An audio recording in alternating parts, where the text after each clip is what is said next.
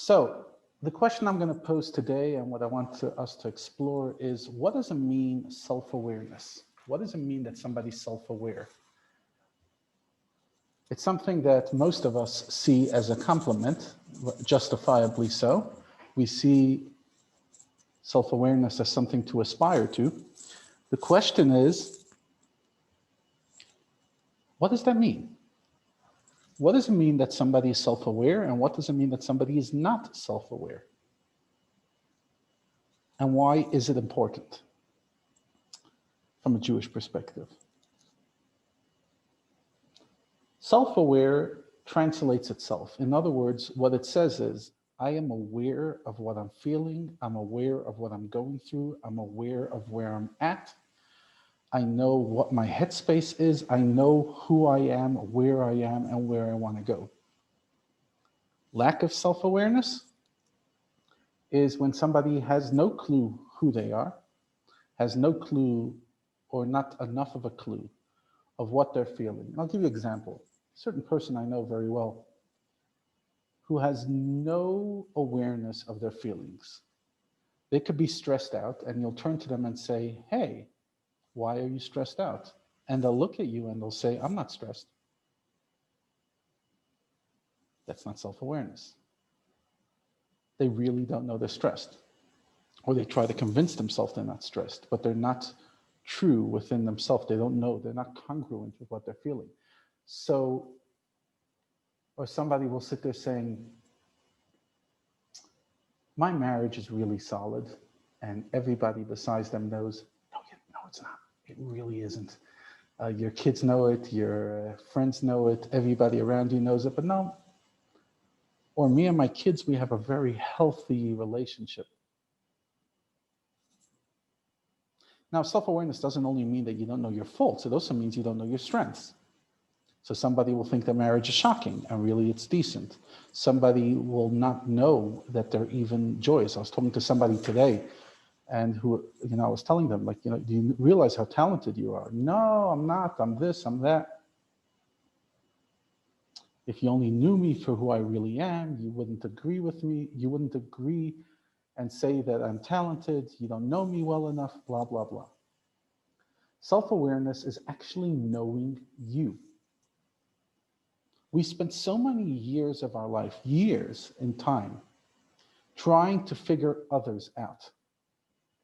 We spend so much time trying to understand our world, right? How many articles are we reading to understand what makes people tick, to understand the psychology of people? Some of us will read to understand the politics, to understand,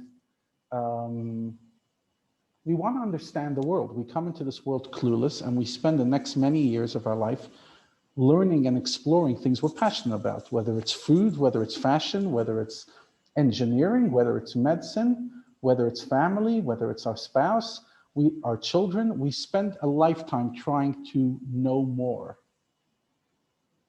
Hopefully.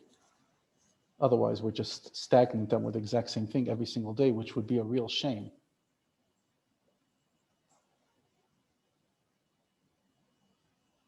And yet, how much do we know about ourselves?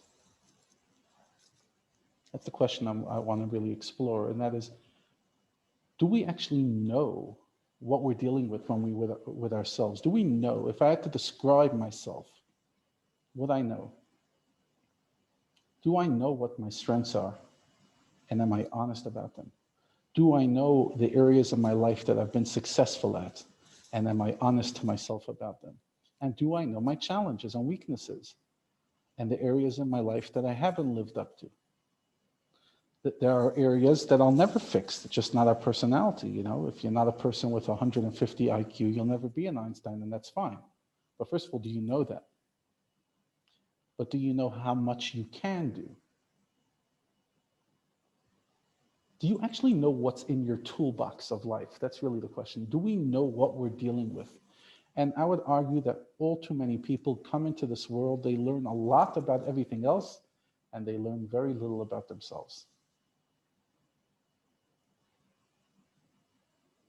But how can you serve God, and how can you embrace the human experience if you're not true with yourself, if you don't know if you're happy or you're sad, if you're on the right path or on the wrong path, if your relationships are healthy or unhealthy, if you're living a functional life or dysfunctional. How can we?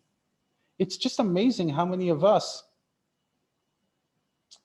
live our lives trying to grow every single day, do our best, but ultimately we have no idea who we are, or very little.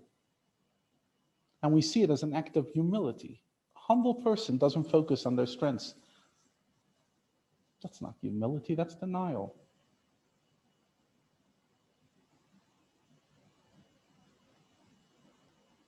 I mean, if you go and you try to make a painting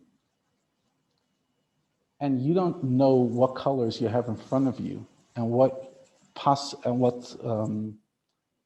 paint brushes and what kind of canvas you're painting on, if you don't have a clue, what's the chances of you painting anything? You have to know what you're working with.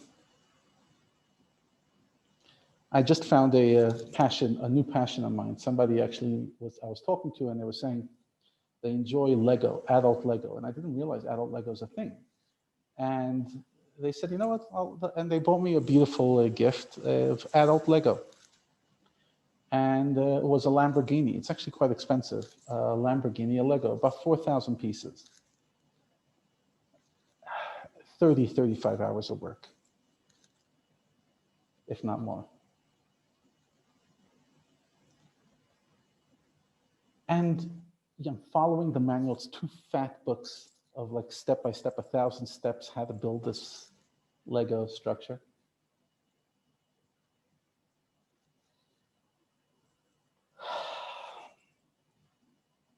If I don't have the pieces, if I don't know what I'm building, I don't follow the manual, and I don't know, I can't find a piece, I'm not building anything. I can't build a Lego without knowing what my tools are and what the pieces are and how to navigate them. How can I build my life? How am I supposed to optimize my potential if I don't know what my potential is?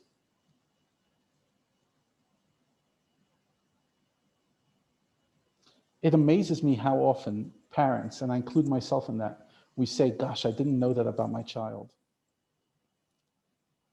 And that's somebody we spend day in and day out. I'm talking about, dedicated parents. We're not talking about parents who don't focus on their kids. Dedicated parents, and you learn new things every day. So to learn somebody's difficult, but to learn oneself, in my opinion, you don't have any other option. Because there is no other way for you to play your part in this world fully if you're not fully integrated into your body. In other words, I want to, let's say, impact the world through my mind. I want to impact the world through my emotions, the relationships I have, through my body, through me. If I'm not aware of what my heart's feeling, then I can't really do anything with my heart. It's just on cruise control and it's just running itself. If I don't know my intellectual capacities, what my strengths are, etc., then I can never really formulate ideas and share them out. If I'm not aware of integrated, especially, and I'm talking about, obviously it's important to know your physical stamina as well and your strengths, so for the sake of training and to know what medical conditions you have to deal with. But I'm more talking about from a spiritual, mental, emotional talent point of view. If you don't know what's in here, you're not going to use it. You're not going to use it. It's going to be like that thing in the attic that you have no idea and you discover it 30 years too late.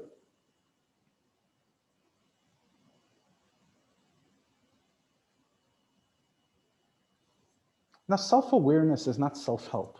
Self-awareness is not, rah, rah, rah, and here are some skills how to get your life efficient. That's important, and that has a role. Self-awareness is just awareness. It's actually knowing what you're going through. When you're grieving, to know that you're grieving. when you're emotional, to know you're emotional. I'll give you a very practical example. You walk into the house and you've had an emotional day from work, whatever, your body, whatever it is, something about you, you're emotional. Now, you have two options.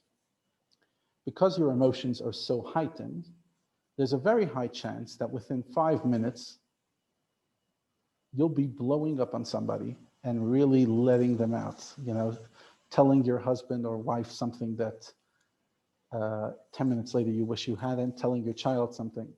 So you have a few options. Option number one is lock yourself in your room, but that's not always an option. Option number two is sit there saying, hi guys, I'm just telling you I'm in a very emotional space and I need you to work with me. And if I just get a little, if I get a little upset to this and that, just understand the context. I'm just a very emotional. Either you could share why you're emotional or not, but the point is that you're giving everybody to understand, okay, this is the space I'm at. This is what's going on in my life. And if I fall apart on you, you should know what's coming and why it's coming. But often we have no idea that we're emotional. No idea. And it's building and building and building. And then suddenly, break down in tears, break down in an emotional meltdown, scream, shout. One second. You could have seen this coming. You should have known this.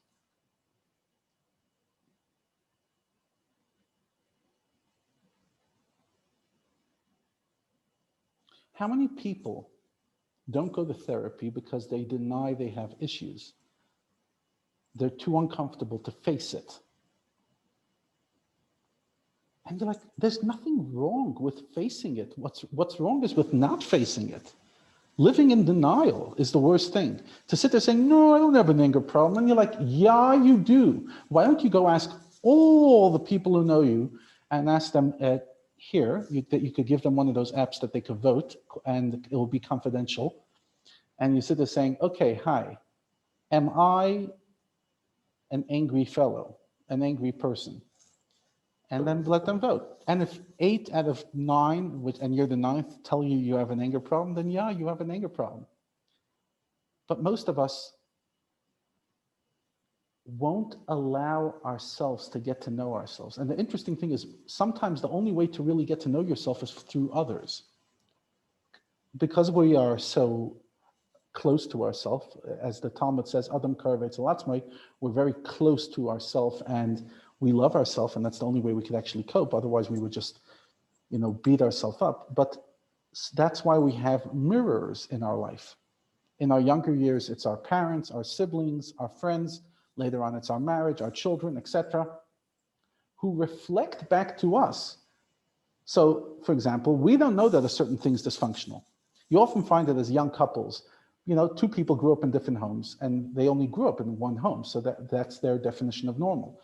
And suddenly they have to build a home together, and their two different upbringings start rubbing against each other, and suddenly you start realizing, wait, maybe the whole world doesn't go to sleep at 2 a.m, or maybe, bedtime is a real thing, or mealtime is a real thing, or cleanliness is a real thing, whatever, or maybe being loose is a real thing. But the point is, we get introduced and we start realizing, okay, maybe I am too far to this extreme. Maybe I am too perfectionist. Maybe I may be too not perfectionist. Maybe I care too much about what people think about me because my parents were, super sensitive to other people's feelings. Maybe I don't care enough about what other people think about me and I need to be just more integrated into society. I grew up in a family of misfits. Whatever it is, often people serve as the mirror to us of where we are. But what do? We sit there saying things like, this is me. Or, no, I don't have a problem. In general, here's my policy. When somebody says, I don't have a problem, that is the problem. In other words, when you sit there sitting across a couple and, a couple asks you for advice and he or she sit there saying, I have no issue, I don't need to go to therapy.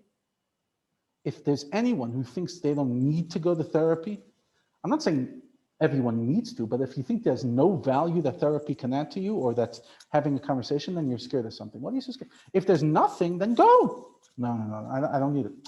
I don't have any issues. I'm very good. You're the one with the problems. I'm totally fine. Really, son, what are you so scared of? What are you so scared of? What's the worst that's going to happen? Go. The more somebody says they don't need help, the more they're screaming they do. Because somebody who's really self-aware and comfortable in their own skin, they're not afraid of learning more. They're not afraid of going down the rabbit hole. They're not afraid of exploring. Maybe I will learn something new about myself. Maybe I will learn something I have to overcome, and I'm actually looking forward to it. I'm looking forward to know what else do I have to overcome in my personality, because the person who's self-aware does not see a weakness and fault as a damnation of themselves. It's not a damning report. Oh my gosh, I'm imperfect. We know we're imperfect. There's nothing insightful. On the contrary, that's what it means to be human. To be human is to be imperfect and to try to do better. So please tell me, what am I struggling with? What's my weak point? Obviously, not every day, all day, you're not in the headspace all day to hear about your negativity. But sometimes, yeah, you're like, sure, yeah, I agree. How many parents actually sit down with their children at some stage, not in a moment of like emotional wreckage or, selfishness or slamming doors, but in a nice, peaceful holiday when things are calm, there's no anger in the environment. Sit there saying, what about my behavior to you do you wish I could change? Or sit across their spouse and say, if there's one thing that I can change in the way I treat you, what would that be? And please try to say something that I can change. If it's something that's totally me and there's nothing I can do about it, but like something that if I was aware of, and I was aware of how much it hurt you or upset you, what is the one thing that you would ask me to stop doing or to start doing? Because knowing that you have things to get better at is not weakness, it's strength.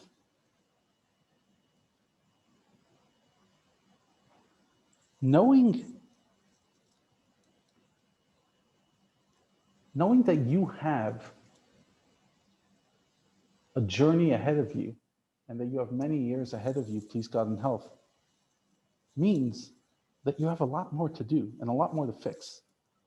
I see there's a question over here which says, hi, Rabbi, do you become self-aware based on the opinions of others? Not fully. Obviously, a lot of it's self-reflection, but a lot of it is having others as a mirror. Obviously not, people who are out to get you, but people who have the possibility to be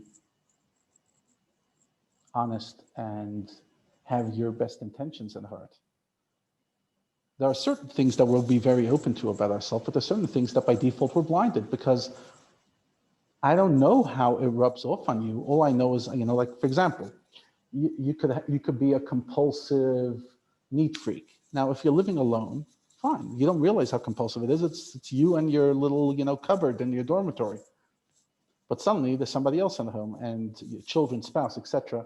And the neat freak is suddenly getting on everybody's nerves.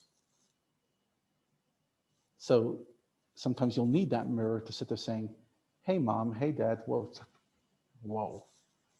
Dude, like, as long as you were living alone in a little cave, you could have as many idiosyncrasies as you want. But right now you're living with others, and it's actually quite annoying. That's one thing I've actually realized as time goes on. If you're full of garbage and you live alone, in other words, you're full of idiosyncrasies, you're mishigas, and you have anger problems, you're a hoarder, you're an overeater, you're this, you're that. As long as you're living yourself, then, and the only being that has consequences of your decisions is you, sei gesund, you know what I mean? Do it. But as we take on other people in our lives, we have a duty, and our duty is to grow.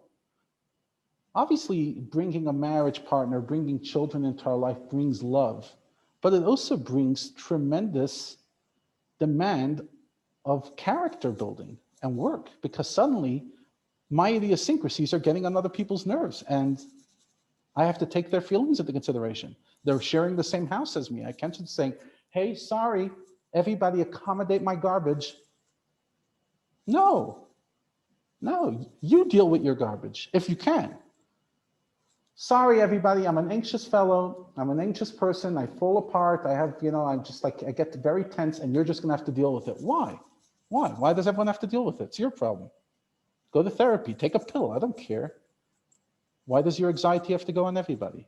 Why does your OCD have to go on everybody? And as parents, we often forget that. Like, we took a responsibility. And responsibility means we have to give our kids as much as possible within our capacity, better, a good life. And that means that they don't have to live the consequences of our dysfunction. So let's get our dysfunction in order. If we can't, then we can't. Then obviously it's still God's plan.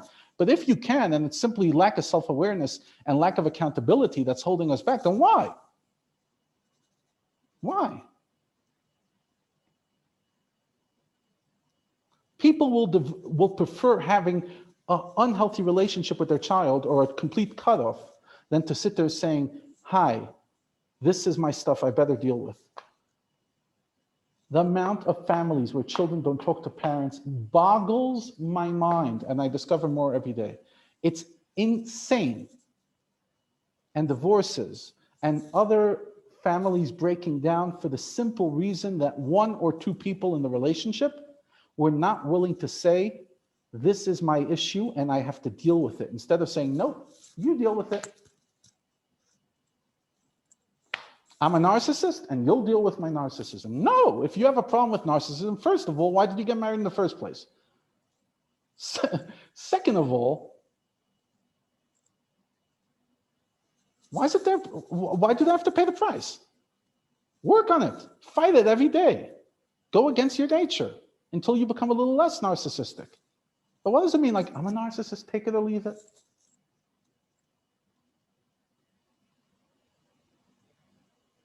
I have no emotional control, take it or leave it.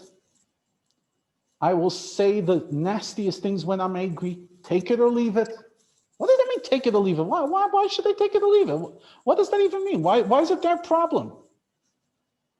Why should any child or any spouse have to deal with my anger problems if I can deal with it myself? If I can't, I can't. And, like whatever, we do what we can. But if the only thing that's holding me back from dealing with my stuff is my denial and my lack of commitment to do hard work, then I'm a criminal. I am. Everybody has to pay the price of my dysfunction. Why? Why? Why is that okay? And it's crazy how many parents do that. And how many homes are dysfunctional simply because one of the parents or two of the parents are not willing to say, I have this issue. And there's nothing wrong with me, but it is a problem. And I have to go and do whatever it takes to make the problem smaller, to lessen the problem. So if I have an anxiety problem, I will do what it takes that the home is not an anxious home. If I have a stinginess problem, I will work very hard to make sure that I don't raise my kids with absolute, manic, oh my gosh, you spent an extra rand, and just give them a poverty mindset. Because I'm aware, okay, I have a poverty mindset and I will try to fight it. And I don't want to pass over the poverty mindset to my child. And examples are too much to count. A person who feels like they never really explored their personality feels like they have to make their kids so open-minded that their brains fall out, and the kids actually lose out because not necessarily the kid's not by default as open-minded as their parent is. And you know, 1 second, like, you have your own issue that you feel you're not open-minded enough and you didn't explore, go explore, but why do your kids have to pay the price?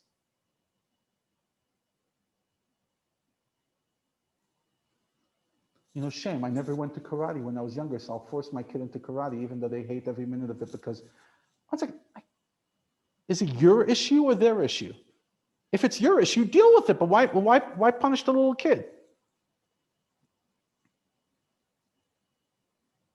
That's for me what self-awareness is. And the more relationships we are in, the more we are accountable for that. If we take on to be a spouse, to be a parent, to be a teacher, to be a guide, to be intimately connected to somebody in which our behavior has a deep influence on them, then we have to take accountability for that. And the first thing is to say, I'm imperfect. What are my imperfections? Let me get better. I have strengths. What are my strengths? How do I activate them and work with them? How do I share with them, with my children? How do I bring my best self?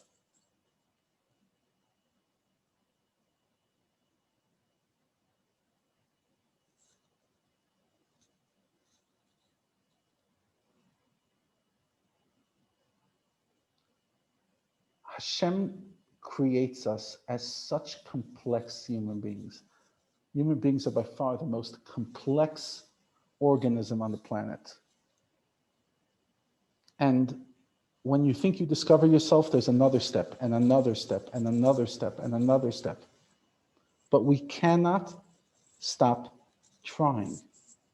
We cannot stop on our journey to try our best and get to a better state, to be the best versions of ourselves. We cannot stop this battle.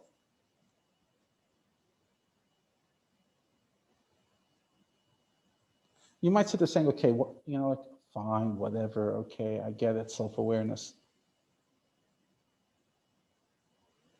It's a big deal. It really is a big deal.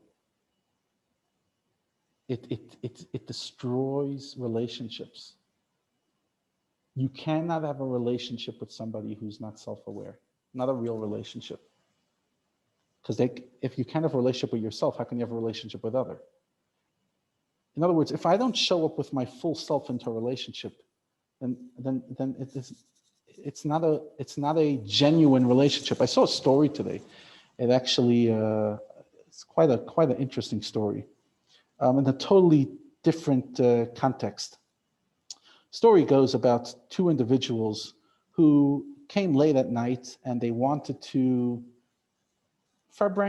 go to somebody's house, somebody they respected, and get to hear this person's thoughts on life.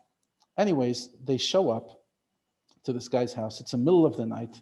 The guy gives them a look and sits there saying, okay, what are you up to? They said, no, we want to talk to you. Says, what do you want to talk about? They say, no, we want you to fabrang. We want you to have a discussion. Rav, we want to share. He says, I'm not ready for it.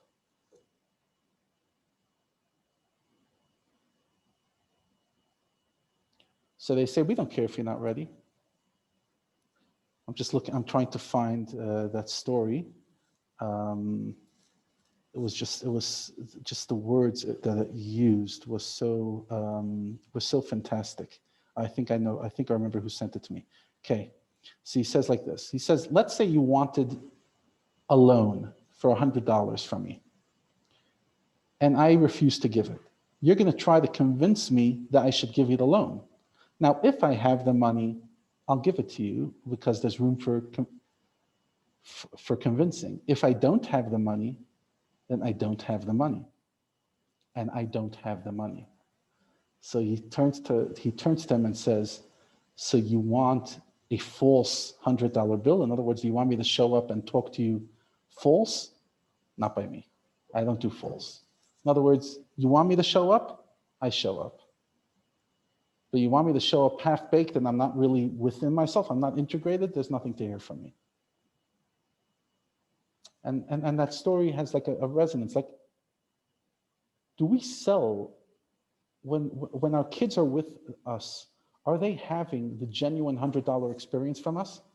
Or are they having a counterfeit? They can only have genuine if we are genuine within ourselves. I can only share what I have. And only if it's fully integrated within me and I'm aware of it, will it rub off at the other.